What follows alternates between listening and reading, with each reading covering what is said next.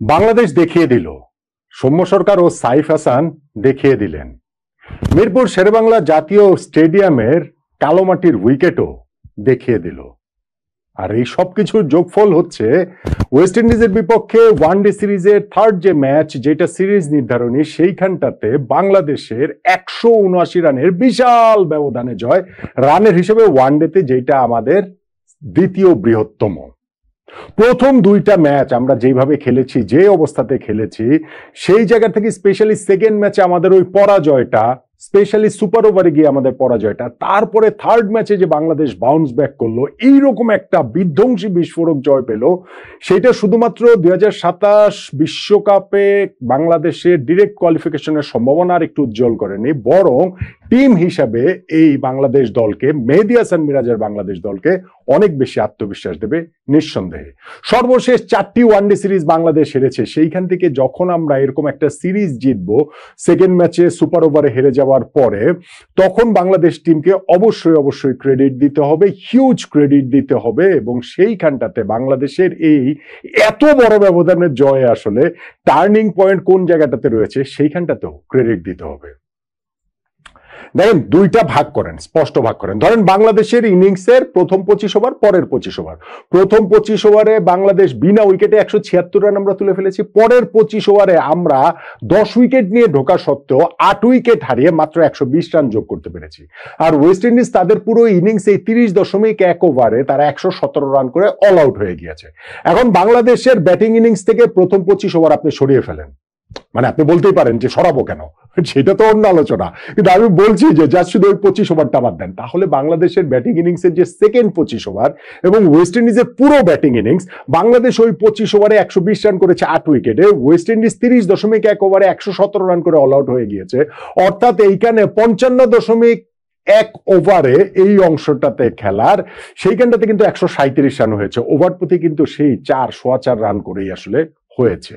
এবং সেই উইকেটটা, এই রানটা যখন আপনি দেখবেন, এরকম উইকেট হারানো যখন আপনি দেখবেন, তখন এটা আপনি অনেক বেশি প্রথম দুইটা ওয়ানডের সঙ্গে আপনি ওই জায়গাটাতে রিলেট করতে পারবেন। কিন্তু এর আগে যেটা হয়েছে সেইটাকে রিলেট করা যায় না। সৌম্য সরকার এবং সাইফ হাসান যেটা করেছেন সেইটাকে রিলেট করা যায় না। এই ব্যাটসম্যানদের জন্য বদ্ধভূমি, এইটা বোলারদের জন্য স্বর্গভূমি। প্রথম দুইটা ওয়ানডেতে আমরা সেটা দেখেছি।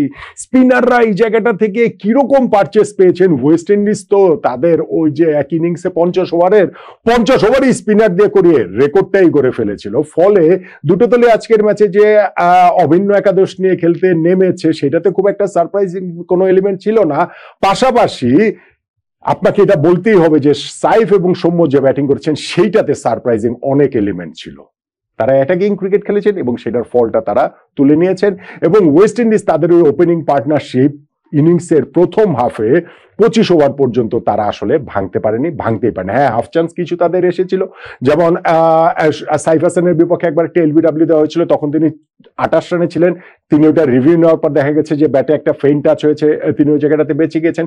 40 রানের সময় তার একটা টাফ চান্স ছিল, সেটা ওয়েস্ট ইন্ডিজ ধরতে পারেনি। সৌম্য সরকারের 34 রানের সময় একটা টাফ চান্স ছিল, সেটা ধরতে পারেনি ওয়েস্ট ইন্ডিজ। অবশ্য তাদের পুরো ইনিংস এই 5টা-6টা ক্যাচ ইনফ্যাক্ট হচ্ছে গিয়ে তারা ফেলে দিয়েছে। সেটা শান্ত, মিরাজ, হৃদয়, সবার ক্যাচই মোটামুটি তারা আসলে ওই জায়গাটাতে একের পর এক ক্যাচ তারা ফেলেছে। কিন্তু ওই যে ওপেনিং পার্টনারশিপটা সৌম্য সরকার এবং সাইফ হাসানের, সেই ওপেনিং পার্টনারশিপটা প্রথম পাওয়ার প্লে 10 ওভার, সেইটা পেরিয়ে 20 ওভার, সেইটা পেরিয়ে 25 ওভার, 176 রানে তারা যে পার্টনারশিপটা গড়ে ফেললো, ওই জায়গাটাতে কিন্তু ম্যাচে বাংলাদেশ অনেকখানি এগিয়ে গিয়েছে।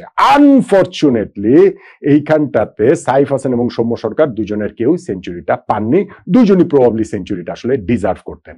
সাইফ হাসানের ওয়ানডে ক্যারিয়ারে ফার্স্ট 50টাতে তিনি 72 বলে 80 রান করার পরে তিনি আউট হয়ে গিয়েছেন। 6টা ছক্কা এবং 6টা চার তিনি মেরেছেন। আর সৌম্য সরকার আরো খানিকটা এগিয়ে গিয়ে 86 বলে 91 রান করার পর 90s ঢুকে তিনি আসলে আউট হয়েছেন। ফলে সেঞ্চুরিটা তিনিও মিস করেছেন। আর এই প্রথম যখন পার্টনারশিপটা ব্রেক হলো, এই দুজন পর আউট হয়ে গেলেন, বাংলাদেশ তারপরে কিন্তু পরের অংশের ব্যাটিংটাতেও স্ট্রাগল করেছে মোটা দাগে, আপনি সেটা অবশ্যই বলতে পারেন।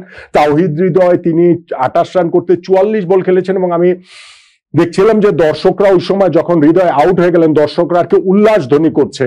তারা এর আগে সাইফ এবং সৌম্যের যেমন স্ট্রোক পেয়ে দেখে তারা অভ্যস্ত, সেইখান থেকে হৃদয়ের ওই ব্যাটিংটা তাদের জন্য দৃষ্টিপীড়াদায়ক ছিল। তারপরে গিয়ে অন্য ব্যাটসম্যানদের মধ্যে অঙ্কন বলেন, এই ম্যাচে ঋষাদও হচ্ছে গিয়ে সেরকম কোনো কিছু করতে পারেননি। এবং হচ্ছে গিয়ে হৃদয়ের কথা আমি বললাম, শান্ত 44 রানের একটা ইনিংস খেলেছেন 55 বলে, এবং তারপরে তিনি আলী কাতানাজের একটা অবিশ্বাস্য ক্যাচের শিকার হয়ে তিনি আসলে আউট হয়ে গিয়েছেন। তার টপে হয়ে গেছিল আফানেজের বোলিং এ, তিনি পেছনে মিড অফের দিকে দৌড়ে গিয়ে ঝাঁপিয়ে পড়ে যেভাবে ক্যাচটা ধরেছেন, এইটা আসলে এই সিরিজের বেস্ট ক্যাচ। এই ক্যাচটার কথা আমাদের আসলে মনে রাখতে হবে অনেকদিন। সো এর বাইরে কিন্তু আমাদের আসলে ওইরকম কন্ট্রিবিউশন খুব একটা আর নেই। ওয়েস্ট ইন্ডিজের আকিল হোসেন তো একেবারে 3 উইকেটও পেয়েছিলেন ইনিংসের 46 নম্বর ওভারে। শেষ দিকে কিন্তু মনে হচ্ছিল যে আমরা কি অল আউটই হয়ে যাই কিনা। যাক, নুরুল হাসান সোহান 8 বলে অপরাজিত 16, এবং আমাদের ক্যাপ্টেন মেহেদী হাসান মিরাজ 17 বলে 17, যিনি এই ম্যাচটাতে প্রভাব বিগত 9 নম্বরে নেমেছেন ব্যাটিং করতে। সো ওইটাতেই আমাদের স্কোরটা 296 পর্যন্ত যায়। কিন্তু যখন আপনি ওপেনিং পার্টনারশিপে 176 রান 25 ওভারে তুলে ফেলবেন, তারপরে অন্তত পক্ষে 300 না হওয়াটাও ডিসঅ্যাপয়েন্টিং। কিন্তু বাংলাদেশ যেভাবে বোলিং করেছে, তাতে করে ওই ডিসঅ্যাপয়েন্টমেন্ট আর থাকছে না। ডিসঅ্যাপয়েন্টমেন্ট আপনি অন্য দিক দিয়ে বলতে পারেন যে আমরা পাওয়ার প্লেতে ওদের 3টা উইকেট তুলে নিয়েছি। 3টা উইকেটে তুলে নিয়েছেন নাসুম আহমেদ, এবং তার যে ফার্স্ট স্পেলটা 6 ওভার বোলিং করে 11 রান দিয়ে 3 উইকেট তিনি নিয়েছেন। এরপরে আমাদের ওইখানটাতে তানভীর উইকেট পেয়েছেন 2টা, মিরাজ তো উইকেট পেয়েছেন 2টা, ঋষাদ 3টা উইকেট পেয়েছেন, এবং তাতে করে ওদের 117 রানে আমরা অল আউট করে দিয়েছি। কিন্তু 100-র মধ্যে কেন পারলাম না?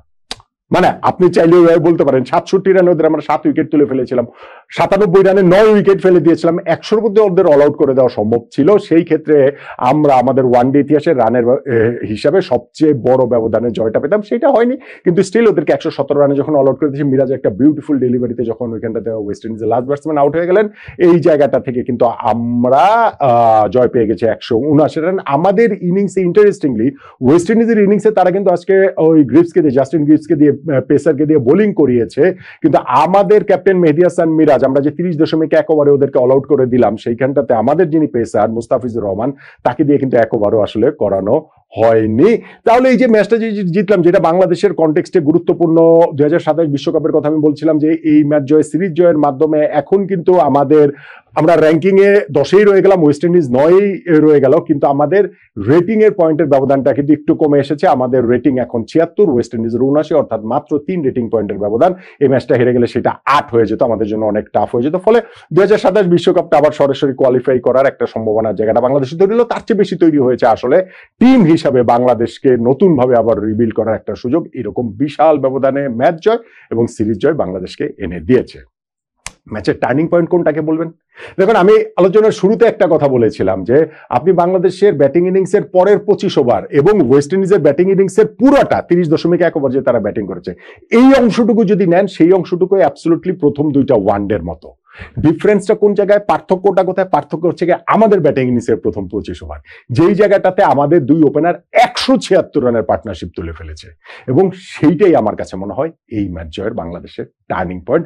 আমাদের ওপেনিং পার্টনারশিপ, হ্যাঁ, আমাদের যে টাফ চান্স তারা মানে ওয়েস্ট ইন্ডিয়ান ফিল্ডাররা মিস করেছে, আউট দিয়ে দিয়েছিল সাইফকে, সেটাকে রিভিউ নিয়ে সাইফ বেঁচে গেছেন, এগুলো কিছু তো রয়েছে, কিন্তু মোটা দাগে ওই ওপেনিং পার্টনারশিপটাই আসলে এই ম্যাচটাতে ডিফারেন্সটা মেক করে দিয়েছে, এবং যেই কারণে আমরা এই ম্যাচটা জিততে পেরেছি। আমাদের সিরিজ জয়টা নিশ্চিত হয়েছে। বাংলাদেশের সাইফ হাসান ও সৌম্য সরকারের 176 রানের যে ওপেনিং পার্টনারশিপ, যেটা বাংলাদেশের ক্রিকেট হিস্ট্রিতে ওয়ানডেতে দ্বিতীয় বৃহত্তম সর্বোচ্চ আসলে ওপেনিং পার্টনারশিপ, ওইটাকেই তাই বাংলাদেশের এই ম্যাচ জয়ের এবং সিরিজ জয়ের টার্নিং পয়েন্ট বলে মনে হচ্ছে।